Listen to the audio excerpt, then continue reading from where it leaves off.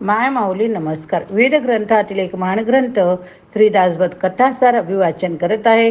भाग 33. प्रथम श्री शिवरायांना नमस्कार करून प्रारंभ करते. समास 6वा. देहात्म निरूपण. आत्मा देहात असतो. नाना सुखदुःखे भोगून शेवटी शरीर सोडून जातो. तरुणपणी अंगात शक्ती असते म्हणून प्राणी सुखे भोगतो. म्हातारपणी दुर्बल झाल्यामुळे दुःख भोगतो व हातपाय झाडीत मरून जातो. लोक परस्पराचे प्राण घेतात. सर्व खेळ 2च दिवसाचा असतो, पण सर्व ब्रह्म असे भ्रमिष्ठासारखे बोलतात. जन्मापासून काय काय झाले ते सर्व आठवण पाहाल तर माझ्या सांगण्याचा अर्थ ध्यानी येईल. इतर प्राण्यांकडून सुद्धा त्रास होतो. माशा, उंदीर, उवा, जळवा, गोचिड, साप, कुत्रा, हिंस्र जनावरे, जलचर प्राणी अशा 84 लक्ष योनी आहेत. त्यात एकाला दुसरा खात असतो आणि मूर्ख मात्र म्हणतो की सर्वच ब्रह्म आहे. सृष्टीत सर्वत्र मरणे मारणे, शिव्या देणे, सुख दुःख देहसंबंधामुळे अंतरात्मा भोगतो, पण परमात्म्याचे तसे नाही. ते सर्वत्र सारखेच आहे. पण सृष्टीमध्ये मात्र भेद आहेत. तो ईश्वरानेच केला. पहा की सर्वांपाशी वैभव नसते. बाजारातले उत्तमोत्तम जिन्नस मोजकेच धनवंत लोक खरीदतात. अन्न, वस्त्र, द्रव्य, देवाची कृपा असणे, ब्रह्मज्ञानाचा लाभ होणे अशा सर्वच बाबतीत नशीब असावे लागते. संसार कसाही असला तरी लोक त्यात सुख मानून घेतात, ही गोष्ट खरी. पण राजाचे वैभव दारिद्र्यास कुठले? परंतु अंतकाळीच्या यातना मात्र सर्वांना भोगाव्याच लागतात. शरीर सोडतेवेळी प्राण कासावीस होतो. सर्व गात्रे विकल होतात. रूप सौंदर्य कुठल्या कुठे निघून जाते.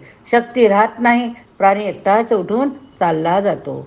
अंतसमय मोठा कठीण आहे. ते दुःख सर्वांना सारखेच. तरीसुद्धा लोक आत्म्याला भोग भोगून अभोगता असे अविचारापणाने बोलतात. समास 7वा. जगत जीवन निरूपण.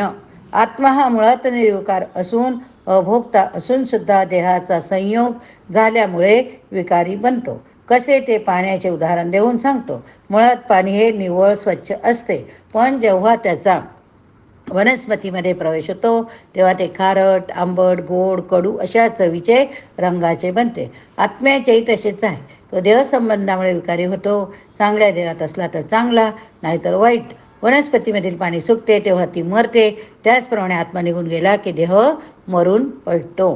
ज्याचा त्याने विचार करून स्वहित साधून घ्यावयास हवे. मी फार सांगण्याची आवश्यकता नाही. आपण स्वतः आपला मित्र असतो, तसा स्वतःचा वैरी असतो. गुपचूप एकांतात जाऊन आत्महत्या करणाऱ्यास अडविणारा तरी कोण? म्हणून जो विवेक करून वागेल तो मनुष्य धन्य होय. पुण्यवान असतो तो सत्संगती धरती, पापी असत संगती पसंत करतो. त्यांना ऊर्ध्वगती अधोगती त्याप्रमाणे मिळते. चांगले काय वाईट काय याचा उलगडा जाणत्याकडून करून घ्यावा. जाणता कोण? तर इहलोक परलोक हे दोन्ही साधण्याची युक्ती ज्याच्या पकडे असते तो, त्याला समाजातही मान्यता असते. अशा मनुष्याच्या संगतीमुळे जाणतेपणा शिकवून शहाणपण येते. मग अकस्मात जरी संकट उभे राहिले तर युक्ती धैर्य यांच्या सहाय्याने त्यातून निभावून जाता येते. ही पृथ्वी बहुरत्न आहे. कुणी गरीब असतो तर कुणी श्रीमंत असतो, कुणी वेडा तर कुणी पंडित असतो. असे भेदाभेद सृष्टीमध्ये असणारच, कारण निसर्गाचीच ती रचना आहे. नित्य नवनवीन भाग्यवान पुरुष जन्मता असतात. प्रयत्नांनी काही जणांचे नशीबसुद्धा उजळते, पण संपत्ती वैभव ह्या गोष्टी 2 प्रहरीच्या सावलीप्रमाणे क्षणिक असतात. त्या जशा दैवामुळे प्रयत्नामुळे येतात तशा निघूनही जातात. वयाचीच गोष्ट अशीच आहे. बालपण आले ते उलटून गेले, तारुण्यसुद्धा उलटून गेले, बघता बघता उलटून जाते आणि म्हातारपणाचे ओझे मस्तकावर आले. म्हणून ते काही साधन करायचे त्यातच असते. योग्य त्या दिशेने केले पाहिजे. आपण ज्या दिशेने व जेवढा प्रयत्न करू तशीच प्रगती साधणार. तेव्हा निराशा होण्याचे काही कारण नाही. समास 8वा. तत्व निरूपण. आपल्या बिंबीच्या ठिकाणी निशब्द असे जे स्फुरण होते तीच परा आहे. ती इहलोकामध्ये आली की सूक्ष्म ध्वनी होतो तेव्हा तिला पश्यंती असे म्हणतात. मग ती कंठस्थानी येते तेव्हा नाद करते, तिला मध्यमा वाचा असे नाव. पुढे मुखातून स्पष्ट उच्चार होतो, ती वैखरी वाणी होय. असे वाचेचे 4 भेद आता यापुढे अंतःकरण पंचक स्पष्ट करतो. मनामध्ये कोणत्याही हासभास नसतो असा निवंत क्षणी जो अचानक स्फुरण होते ती जाणीवच अंतःकरण होय. पुढे ती गोष्ट करावी की करू नये असा पेच पडतो तेव्हा ते मन असते. नंतर कोणता तरी एक निश्चित निर्णय होतो. तो निश्चय म्हणजेच बुद्धी जाणावी. बुद्धी निश्चय आत्मिकता असते. पुढे असे होते की तो निश्चय केला ते कार्य कसे साधेल याचे सततचे चिंतन चालू होते. ते चित्त असते पुढे त्या कार्याविषयी अभिमान धरून तसे प्रयत्न करणे अहंकार होय. या पाचही वृत्तींना एकत्रितपणे अंतःकरण पंचक असे नाव देतात. आता प्राणपंचक कसे असते तेच ऐका. वायू सामान्यपणे सर्वत्र सारखाच म्हणजे चंचल असतो, पण स्थानपरत्वे त्याची नावे निरनिराळी होय. तो जो वायू सर्व शरीरभर खेळत राहतो त्याचे ध्यान असे आहे. कंठस्थानी असलेल्या वायूचे नाव उदान. काय गळ्याच्या ठिकाणी जे असते त्याला उदान वायू म्हणतात. नाभिस्थानी वायू असतो त्याचे नाव समान. काय नाभिस्थानी जो वायू असतो ना त्याला काय म्हणतात? समान वायू. मळ विसर्जन होते तेथे म्हणजेच गुदस्थानातील वायूचे नाव अपान. नाकातोंडातून जो वायू वाहत जातो त्याचे नाव प्राण. असे हे प्राण पंचक होय. आता ज्ञानेंद्रिय पंचक कोणते तेही सांगतो. ती इंद्रिय ज्ञान देतात. त्यांचे स्थान कान, त्वचा, डोळे, जीभ, नाक. तसेच कर्मेंद्रिय पंचक सुद्धा सांगतो. कर्म करणारी ती इंद्रिय म्हणजे वाणी, हात, पाय, लिंग, योनी, गुदद्वार ही होय. आता विषय पंचक कोणते ते सांगतो. शब्द, स्पर्श, रूप, रस, गंध या 5 विषयांच्या समुदायाला ते नाव दिले. असे हे 5ही पंचकांचे मिळून 25 गुण होतात. यांनीच सूक्ष्म शरीर बनलेले.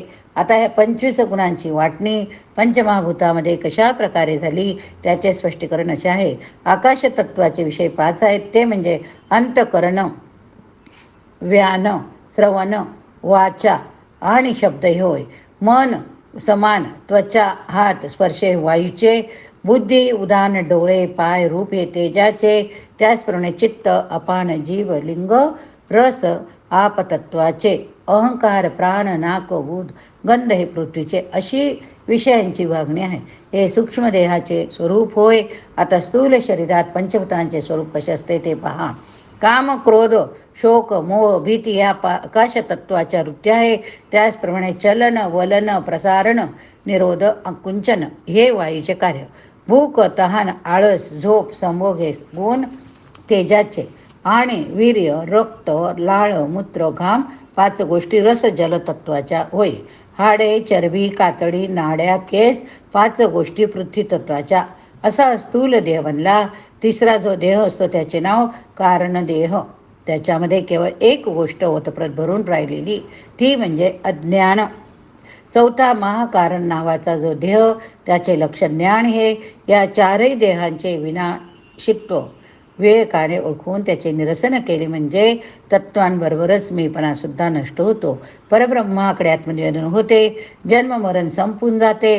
नरदेहाचे सार्थक होते. असा हा पंचीकरणाचा गुंता उलगडावा. त्यासाठी साधू संतजन यांना शरण जावे लागेल. समास 9वा.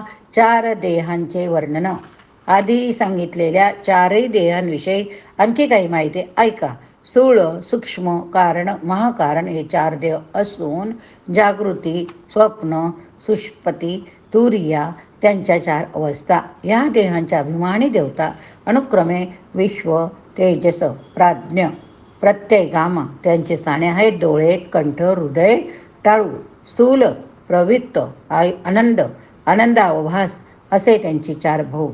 अकार, उकार, मकार, अर्धमात्रा ह्या प्रत्येक देहाच्या मात्रा. गुण 4 ते असे तम, रज, सत्व, शुद्ध तत्व, क्रिया, द्रव्य, इच्छा, ज्ञान या 4 शक्ती होय. अशी 32 तत्व स्थूल सूक्ष्म ह्या दोन्ही देहांची प्रत्येकी 25 प्रमाणे 50 तत्वे मिळून 82 तत्व होतात. त्यात ज्ञान अज्ञानी 2 तत्व मिळवली तर सर्व मिळून 84 संख्या. या तत्वांचे ज्ञान करून घ्यावे.